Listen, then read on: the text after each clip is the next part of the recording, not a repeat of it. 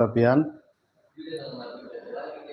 tentu hari ini pesta demokrasi yang kita rayakan di seluruh sudut Nusantara ini,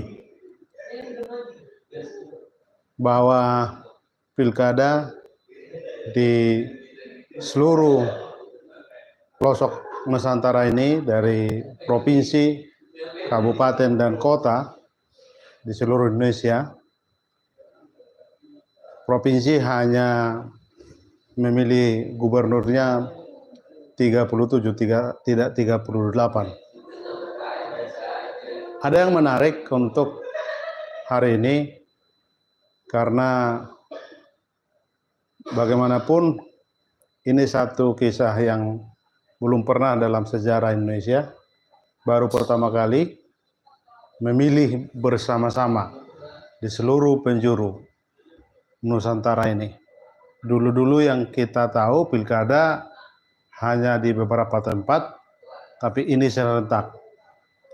Tentu yang sudah memilih bisa ditunjukkan tangannya, ada tinta ungu menunjukkan bahwa kita sudah memilih tadi.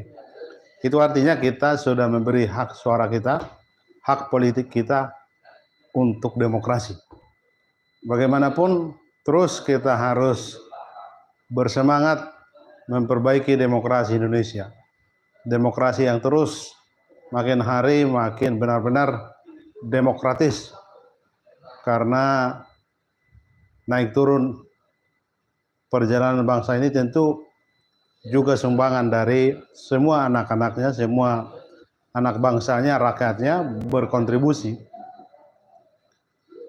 Saya hanya ingin sebenarnya di konten kali ini bahwa apa yang saya mau sampaikan, bahwa berdemokrasi itu adalah satu hal agar kita bisa memilih pemimpin yang menurut kita layak, pantas, dan dia punya kepedulian untuk memimpin masyarakat di mana dia memimpin, kalau itu wali kota, kalau itu bupati atau gubernur, dia punya empati, ingin memajukan daerah wilayah yang dia pimpin.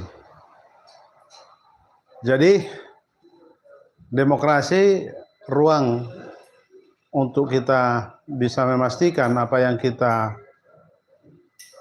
lakukan itu adalah baik untuk masa depan bangsa kita ini. Kalau kita tidak memilih, itu hak politik kita juga, tetapi menurut saya kita tidak boleh terlalu kecewa, tidak terlalu merengek-rengek, bahwa walaupun menurut kita tidak ada pemimpin, misalnya di wilayah hari ini kita memilih kabupaten kah, kota kah, atau provinsi, menurut Anda tidak ada pemimpin yang mewakili wong cilik, yang mewakili perasaan dan harapan kita, bagaimanapun kita harus mencari jejak rekam mereka. Pasti ada saja nilai-nilai budi baik, nilai yang terbaik yang bisa kita lihat dari para pemimpin. Itulah yang bisa mendasari kita memilih. Jadi ketika pesta demokrasi ini, apapun hasilnya kita tidak boleh kecewa.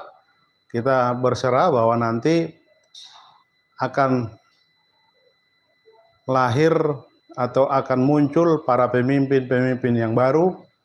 Bukan pemimpin itu-itu saja, tapi pemimpin yang benar-benar punya tanggung jawab moral untuk memajukan, terutama pimpinan daerah yang berharap, berhasrat untuk memajukan daerahnya. Hubungannya dengan konten ini, sebenarnya saya ingin menghubungkan pesta demokrasi hari ini dengan pesta demokrasi ala gereja, tepatnya HKBP, Huria Kristen Batak Protestan, di minggu depan, di tanggal 2 sampai tanggal 8 Desember atau hari Senin sampai hari Minggu di Desember 2024, gereja besar ini atau ormas ketiga setelah NU dan Muhammadiyah adalah HKBP yang terbesar di Indonesia, menggelar pesta demokrasi. Jadi Sinode Godang yang tepatnya disebut, saya menyebutkan Sinode Godang itu pesta demokrasi ala HKBP. Bagaimanapun juga orang-orang yang bernaung atau warga jemaat dari HKBP berharap terpilih pemimpin yang terbaik, pemimpin yang ingin benar-benar menjadikan dirinya bukan untuk karena ambisius pribadi atau keinginan pribadi, tapi benar-benar karena merelakan diri untuk jadi pelayan.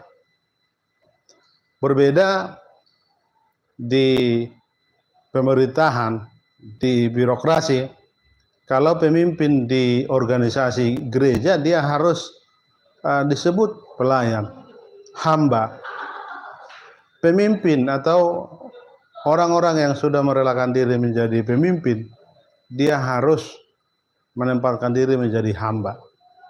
Jadi kita berharap pesta demokrasi ala HKBP ini juga bisa berjalan dengan baik. Di sana kan memilih 5 pucuk pimpinan HKBP dan 32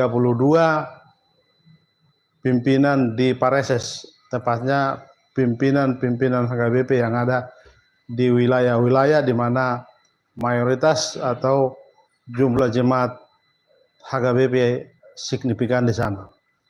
5 pimpinan pucuk HKBP itu diantaranya pertama Eporus.